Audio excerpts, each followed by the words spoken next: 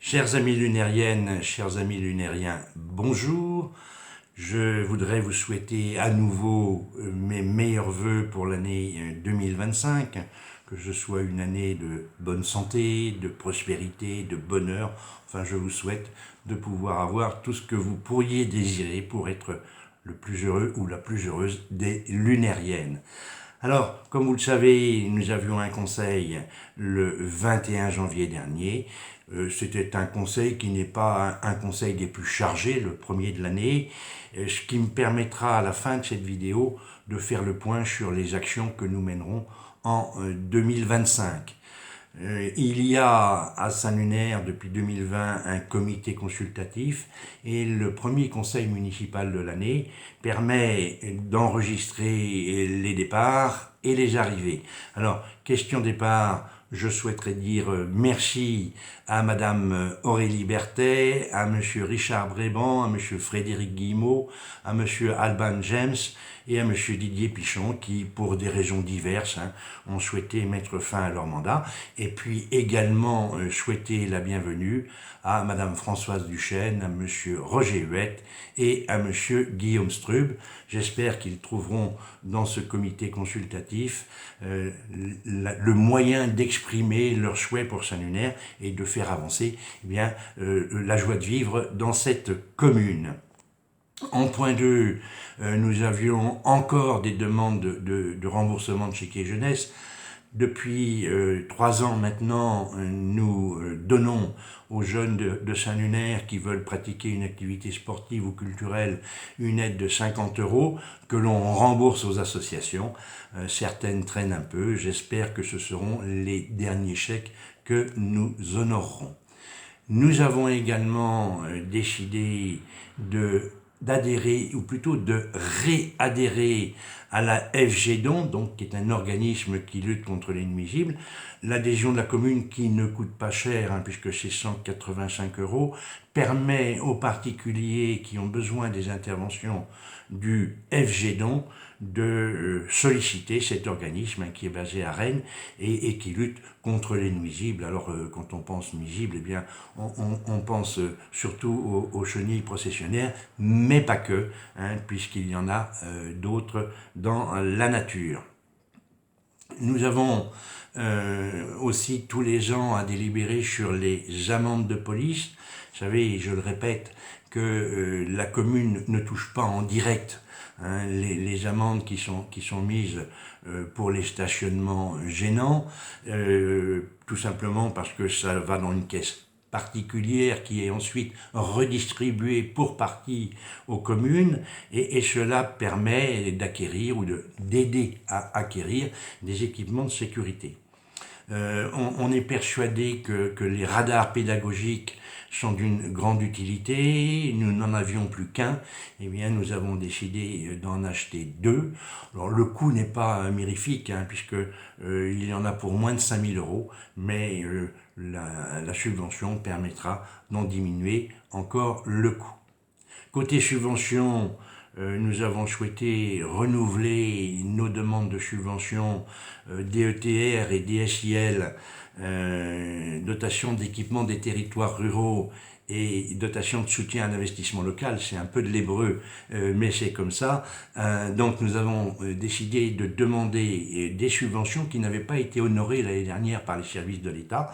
Donc nous revenons à la charge pour une subvention pour la rénovation de la mairie. Je reviendrai tout à l'heure sur le coût de la rénovation de la mairie et puis sur la rénovation intérieure de l'église. Ces 2 dossiers sont en cours. Nous avons aussi décidé de lancer une consultation pour une procédure d'acquisition de toilettes automatiques. Vous savez que nous en avons installé sur l'esplanade du mini-golf. C'était une expérimentation. Ça a donné totale satisfaction.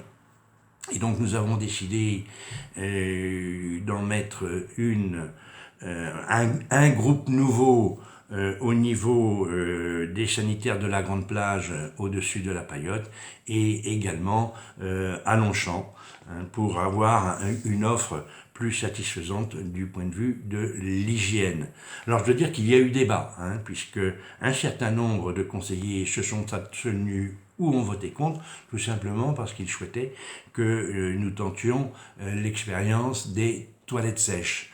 Alors, on a décidé eh bien, de donner raison aussi à ceux qui voulaient expérimenter les toilettes sèches, puisqu'il y aura donc un bloc de toilettes sur la grande plage, un bloc de toilettes à Longchamp, les toilettes classiques, et un bloc de toilettes sèches dans la vallée de l'Amitié. Donc voilà, on a essayé de faire consensus.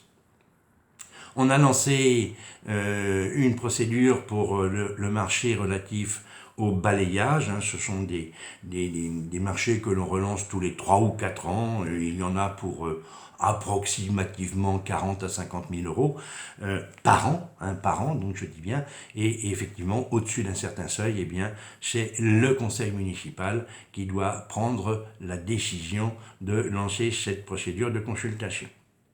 Nous avons aussi décidé de verser une subvention de 10 000 euros à l'association syndicale libre de La Fossette. Il restait à la réalisation 100 000 euros qui n'avaient pas été dépensés, tout simplement parce que EDF ne nous a pas fait payer le transformateur qu'il nous avait dit nous facturer, et on a fait aussi une économie sur du pluvial.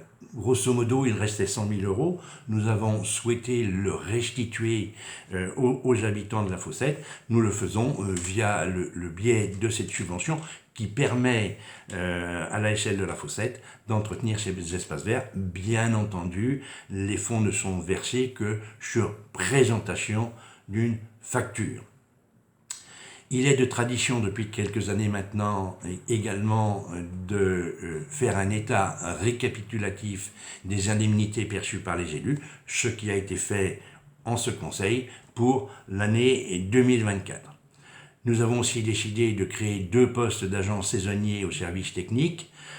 C'est de coutume, on embauche début mars des salariés pour une période de 6 à 8 mois, donc c'est classique. De même que la création de 14 postes de sauveteurs pour la surveillance des plages. Donc la surveillance des plages sera effective du premier week-end des vacances au dernier week-end, juste avant le dernier week-end, puisqu'elle s'arrête le 29 pour permettre aux sauveteurs de regagner leur famille, leur foyer et pour certains leurs études. Donc 2 mois de surveillance, comme d'habitude, j'allais dire. Il faut aussi déterminer le niveau, le montant des avantages en nature que perçoivent un certain nombre de salariés. Alors là, c'est tout simplement la valorisation des repas que prennent les 2 cuisiniers à la cantine. Ils sont sur place, ils ne peuvent pas rentrer chez eux, donc ils mangent à un moment ou à un autre. Et le service des impôts considère que c'est un avantage en nature et qu'il faut que des charges soient payées sur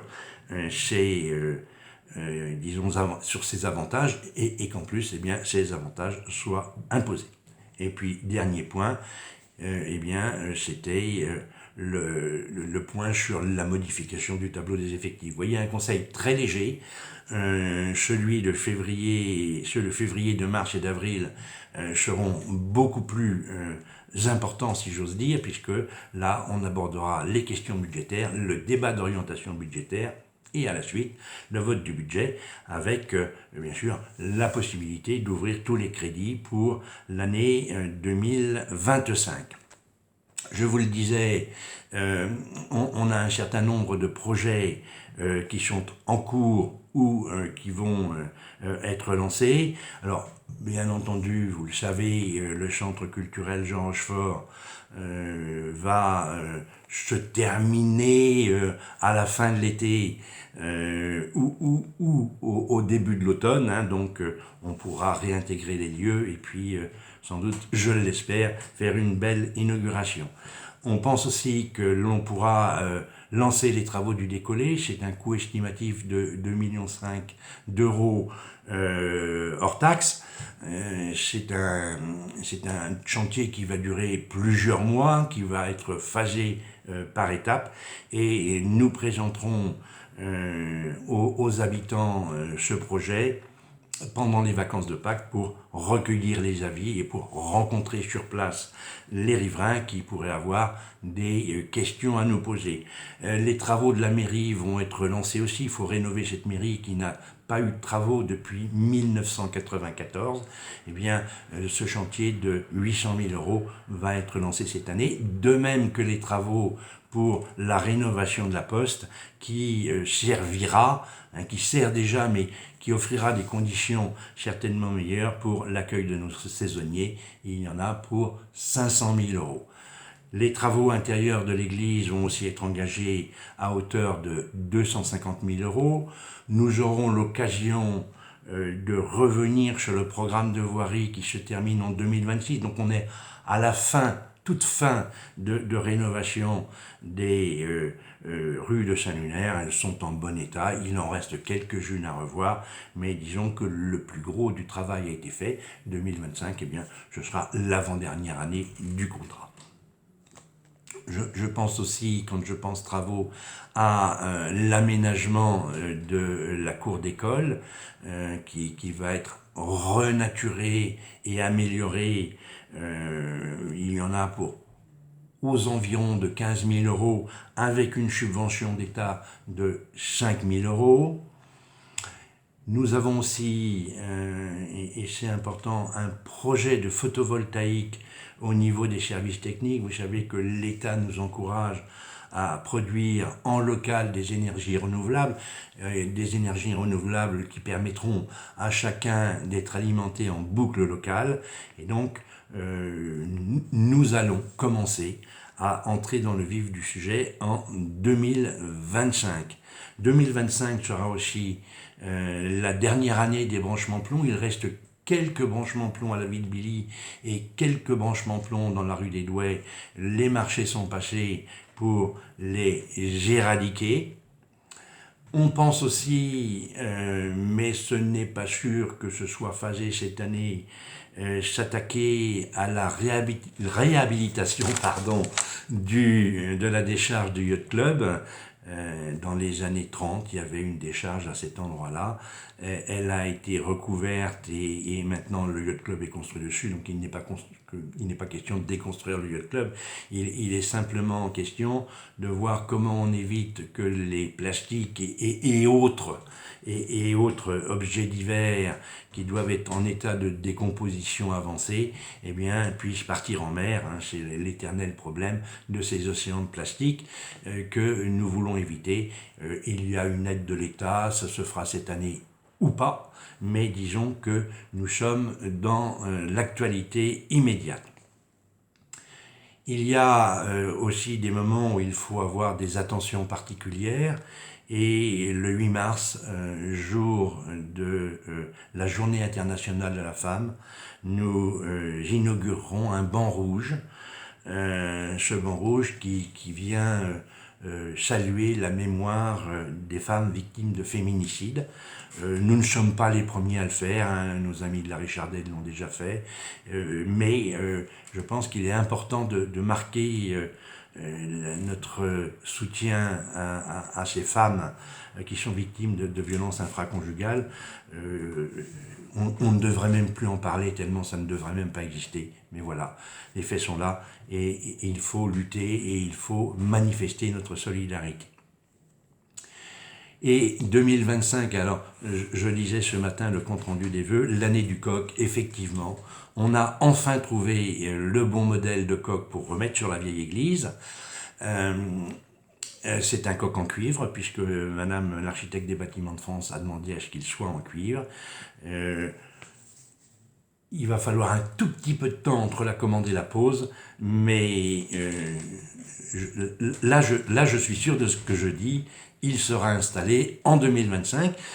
J'ai demandé au père curé, M. Bertrand de Rusquec, de le bénir. Donc il y aura, comme c'est la tradition, la bénédiction du coq au moment où il sera installé sur la vieille église.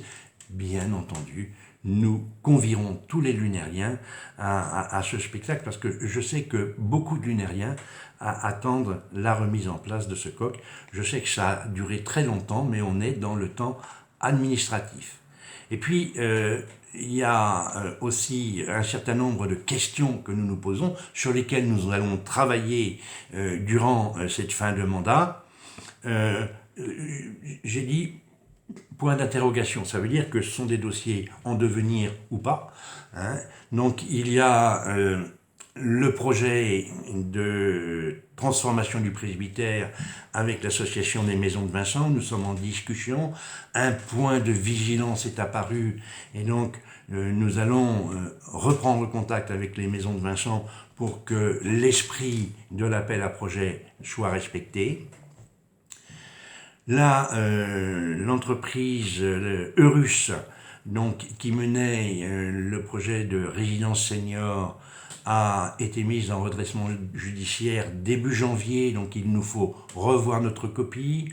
Nous aurons une réunion prochainement avec un bailleur social pour voir s'il n'y aurait pas moyen, sur le terrain qui est prévu, de faire une formule un peu mixte, avec de l'habitat privé et de l'habitat locatif, qui répondrait aux questions qu'on s'est longtemps posées. C'est est-ce que tous les lunériens pourraient y prétendre? C'est-à-dire que si on fait avec un bailleur social, eh bien ceux qui ont plus de moyens ne pourraient pas y prétendre, et le projet Eurus, on nous disait mais c'est trop cher, les personnes qui ont moins de moyens ne pourront pas y résider. Et bien là, on va rechercher pour savoir s'il ne serait pas possible de faire un projet qui pourrait accueillir les uns et les autres, sans discrimination, bien entendu. Un projet qui serait sans doute plus réduit, puisque là, comme il n'y aura pas de service proprement dit, on pourrait descendre à une jauge entre 30 et 50 logements. Ensuite, s'interroger sur le besoin de mettre en révision le PLU. Vous savez que le SCOT est en révision, que notre plan local d'urbanisme va devoir être révisé. Est-ce qu'il faut le faire maintenant ou attendre un peu? C'est une question sur laquelle va plancher le conseil municipal. Vous savez aussi que dans le cadre du PLU, il y a une ZAC qui était prévue au Pont-Brillant, et donc cette ZAC, on l'a différée parce que on voulait voir ce que donnerait la ZAC de Clos-Loquin. La question maintenant, c'est est-ce que dans le prochain mandat, il faudra ou pas lancer une ZAC? Je vous dirais franchement que moi j'y suis favorable, mais c'est au conseil municipal de décider, et ce n'est pas ce conseil municipal-ci qui décidera, mais bien le prochain. Mais ça n'empêche pas qu'il faut travailler le dossier, puisque pour juger, il faut juger sur pièce, et donc nous allons nous atteler pour voir si nous ne pourrions pas faire une bonne centaine de logements sur 5 ou 6 hectares à Pont-Brillant. Donc une ZAC qui de toute façon serait beaucoup plus réduite que celle qui était prévue avant, puisque celle qui était prévue avant était prévue sur plus de 10 hectares, alors que là nous avons le droit à 9 hectares, moins ce qui a déjà été consommé ailleurs et ce qui va être consommé ailleurs, donc ce serait une toute petite ZAC. C'est aussi la question des interrogations sur l'Intersad. Vous savez que nos services d'aide à domicile, je ne vais pas dire sont dans le collimateur, mais on a tendance à considérer que plus c'est gros, plus c'est beau et plus c'est efficace. Donc on est obligé de se réunir avec nos voisins et amis de Saint-Briac, de Pleurtuis et de la Richardaie. La question c'est qu'est-ce qu'il faut faire pour être efficace, pour donner le meilleur service pour nos aînés. Enfin, un dernier point en dehors de tout cela, c'est un petit message d'amitié et un appel au peuple que je fais. de la part de deux associations qui me sont très chères, à savoir Bien Vivre à Saint-Lunaire, qui fut fondée par la regrettée Madeleine Leblanc, et puis les Amis de Saint-Lunaire, ceux qui nous ont offert la formidable table d'orientation qui est au décollé. Ils se sentent un peu vieillir, ils n'ont pas envie que leur association disparaisse, et ils sont venus me voir. Vous retrouverez d'ailleurs le rappel dans l'édito du Bref. Ils souhaitent avoir de nouvelles bonnes volontés, hein, des personnes qui pourraient prendre le relais dans quelques mois ou dans quelques années. Alors, je leur ai proposé de les recevoir avec vous. Quand je dis vous, c'est ceux qui pourraient être intéressés pour savoir ce que fait Bien Vivre et ce que font les Amis de Saint-Lunaire. Ce serait une réunion en mairie, autour d'un verre, bien entendu, et ce serait le jeudi 27 février à 17h30 en mairie, je le rappelle. Voilà, j'espère que vous serez, que nous serons nombreux et que nous pourrons donner une seconde vie à ces deux belles associations. Voilà mes chers amis lunériennes, voilà mes chers amis lunériens, n'oubliez pas qu'à Saint-Lunaire, on vous aime.